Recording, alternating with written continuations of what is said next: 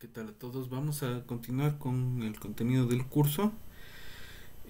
Para terminar el tema de fractales, quiero ver algunos ejemplos de sistemas de funciones iteradas y con eso terminaríamos esa parte. El material que estuvimos viendo es del libro de Bransley que se llama Fractals Everywhere. Lo subiré a la carpeta de Drive en los siguientes días por si quieren revisar a más profundidad algunos de los temas. Hay varias cosas interesantes ahí, ¿no? El, la otra cosa es que el material que vamos a ver hoy es de la página de Larry Riddle, que se llama Classical IFS, eh, que viene bastante bien explicado varios sistemas de funciones iteradas, pero además contiene material sobre sistemas L, que son sistemas formales que equivalentemente forman esos fractales clásicos que vamos a ver hoy. Van a ser 4 ejemplitos más o menos sencillos y comenzamos. Entonces empezamos con los ejemplos de sistemas de funciones iteradas.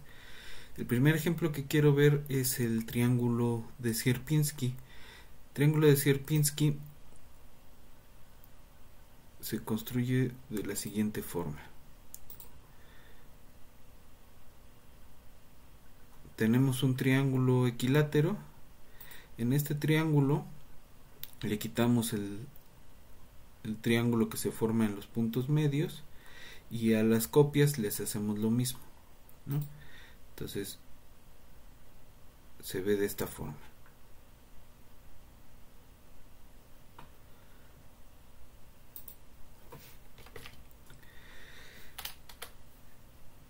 ¿no? Entonces esta es la construcción. Tenemos el triángulo original, le quitamos el triangulito formado por los puntos medios y tenemos estos conjuntos que son en el plano son compactos, ¿no?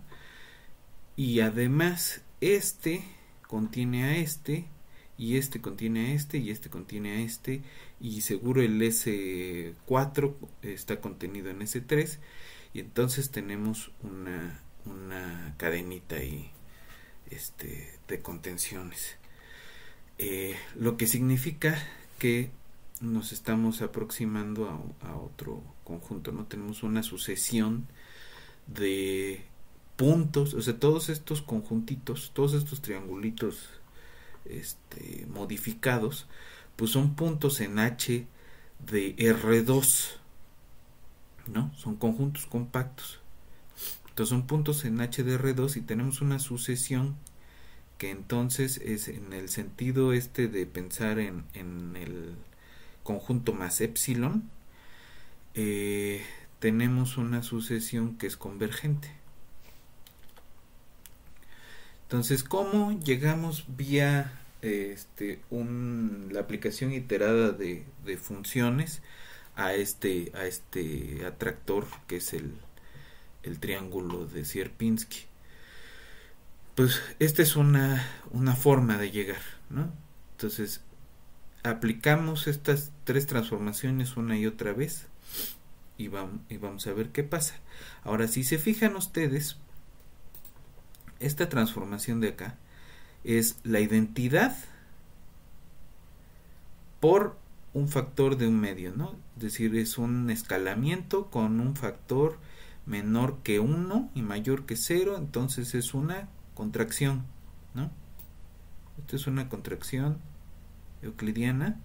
Entonces ahí tenemos de entrada una contracción, aquí tenemos esa misma contracción más una traslación que sigue siendo una contracción, la misma contracción más otra traslación que sigue siendo una contracción. Entonces este sistema de funciones iteradas formado por estas 3 contracciones que están además relacionadas entre sí, con el espacio R2, la métrica euclidiana, pues se extienden al espacio H de R2 y su punto fijo pues va a ser el triángulo de Sierpinski, ¿no? Entonces, ¿qué es lo que está haciendo la transformación? Escala por un medio, hace 3 copias, ¿no? Traslada. Esa es una forma de hacerlo.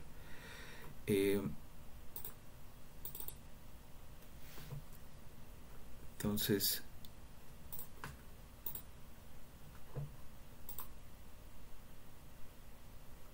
ahí está el escalamiento.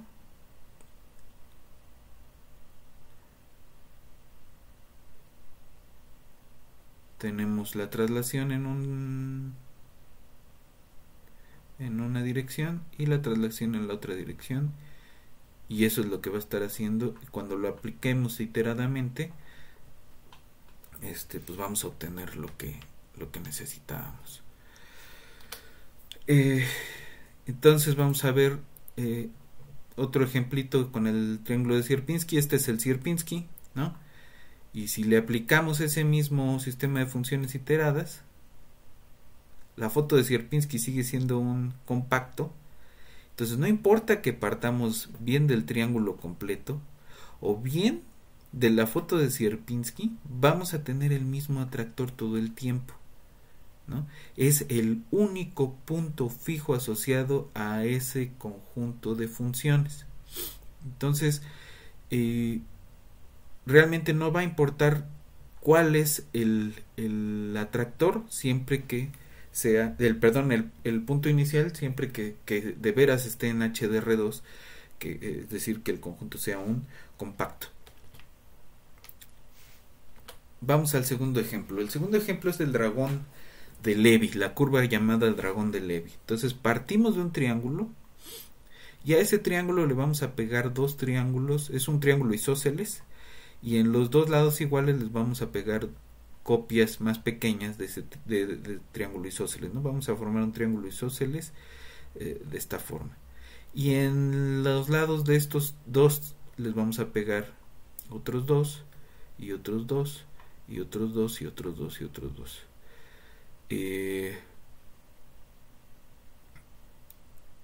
Entonces, si se fijan, tenemos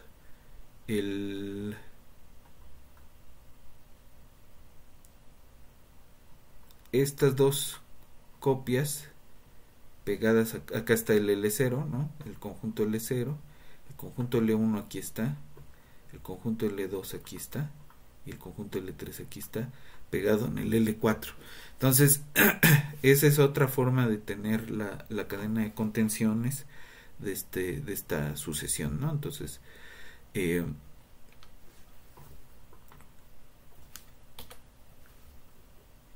¿cómo va a ser el sistema de funciones iterado? Pues vamos a tener el triangulito, ese lo vamos a escalar. Vamos a mandar una de las copias, vamos a copiarlo dos veces, ¿no? Una copia la vamos a mandar hacia arriba y la otra la vamos a rotar hacia abajo y a subir, ¿no? Entonces, ¿cómo se van a ver? Entonces, partimos del L0 y al aplicar el elemento del sistema de funciones iteradas debe quedarnos este conjunto que es el L1. Entonces, ¿cómo va a ser el sistema de funciones iteradas? Pues de entrada tenemos el escalamiento, y además tenemos esta cosa de aquí. Esta ya no es un simple escalamiento, es un escalamiento compuesto con una rotación, ¿no?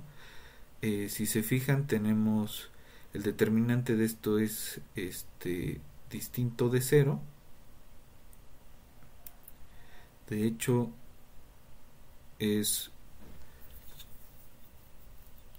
0.25 más 0.25, que es un medio. Entonces, al ser positivo es una rotación con un escalamiento, ¿no?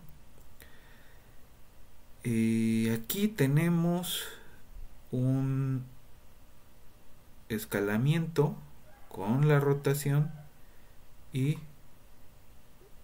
es la rotación hacia el otro lado, pues, y una traslación.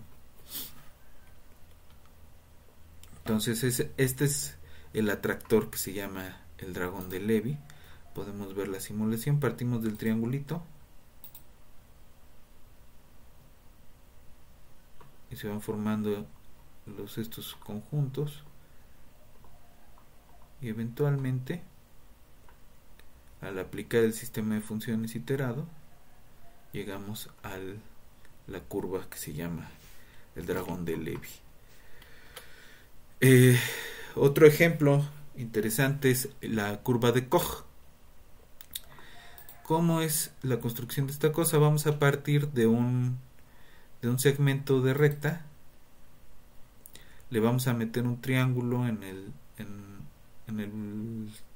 o sea, lo dividimos en tres. En el tercio de en medio le metemos un triángulo y repetimos lo mismo para los segmentos que quedan, incluyendo los lados del triángulo.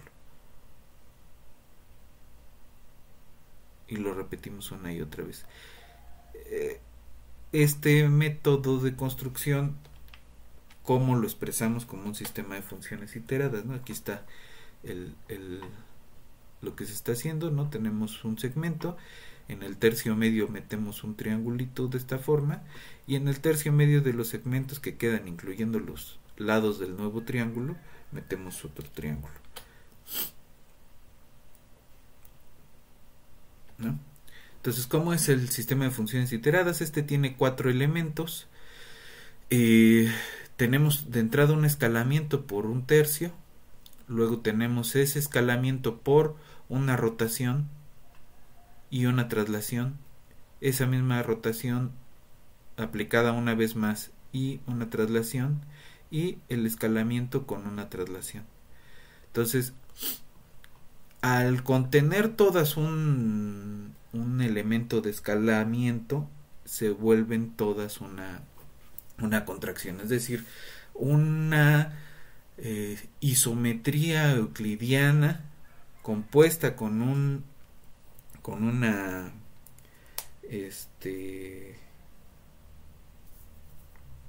escalamiento con factor menor que 1, es un escalamiento en esencia, ¿no? Entonces va a exhibir la aplicación iterada de esa función un punto fijo, ¿no? Entonces vamos a ver ese sistema de funciones iterado aplicado a este conjunto que es un compacto en el plano. Ahí está. Otra vez partimos del triángulo y ese triángulo lo escalamos y lo rotamos, ¿no? Lo escalamos, lo rotamos, lo escalamos, lo rotamos, lo trasladamos. Ahí está.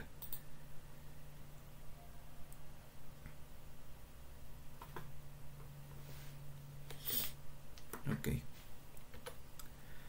Y el último ejemplo que quiero ver es el del copo de nieve, que básicamente es muy parecido al de la curva de Koch. De hecho, vamos a ver una construcción ahorita de el copo de nieve a partir de la curva de Koch. Pero este es otro, ¿no? Partimos del triángulo y al triángulo le vamos, en vez de jugar con segmentos que son compactos en R, ¿no? Partimos de compactos en R2, triangulito, y al triangulito le vamos a pegar triángulos más pequeños escalados, ¿no? Y eso lo vamos a hacer sucesivamente en los lados, ¿no? Entonces vamos a ver esa construcción. Partimos del triángulo, al triángulo le pegamos 3 triángulos y a cada triángulo le vamos a pegar los triángulos más pequeños, y así sucesivamente.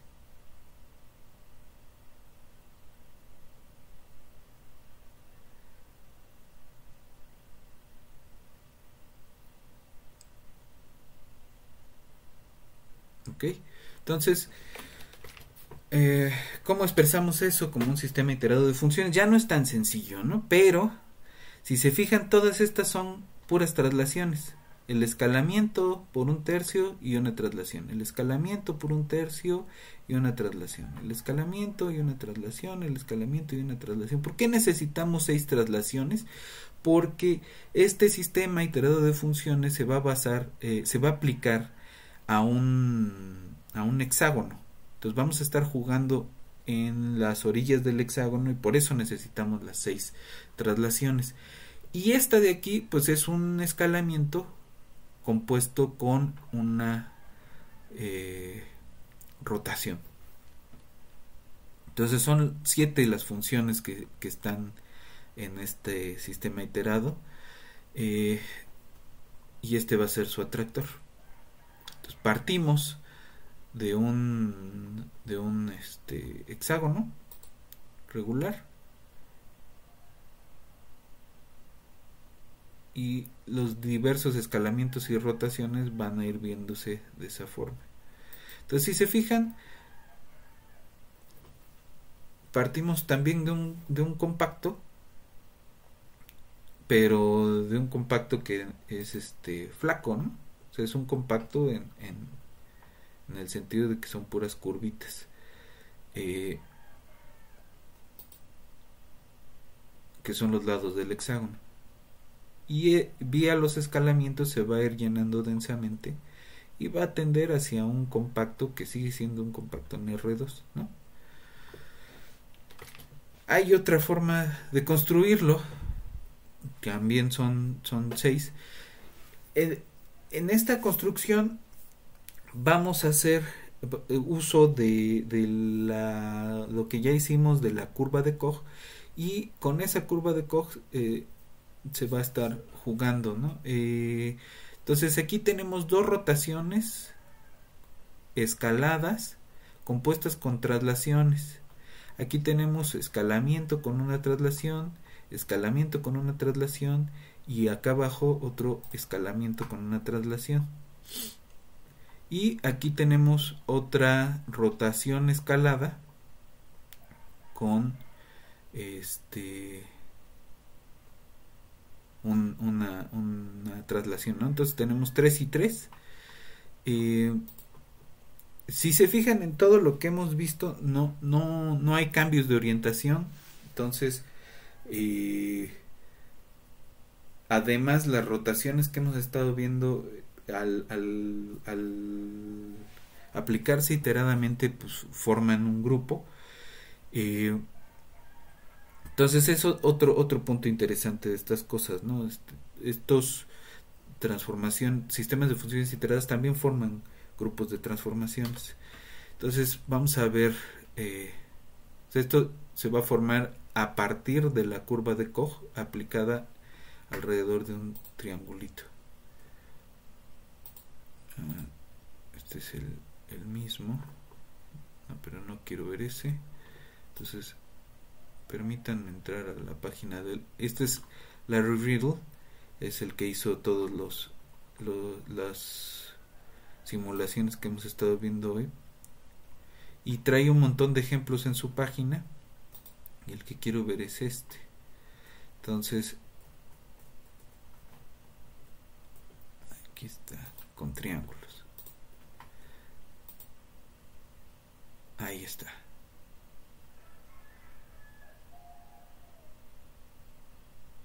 Entonces tenemos el mismo atractor que con los hexágonos, pero partimos de un triángulo y es más o menos la misma idea de la curva de Koch. De hecho, en la orilla de la curva de Koch, pues vamos a tener del snowflake, vamos a tener 1, 2, 3 copias de la curva de Koch, porque partimos de un triangulito, ¿no? Como sea, pues estamos partiendo de un compacto, y el punto fijo de nuestro sistema iterado de funciones pues sigue siendo un compacto, ¿no? Entonces con eso le dejamos hoy y nos vemos en la siguiente.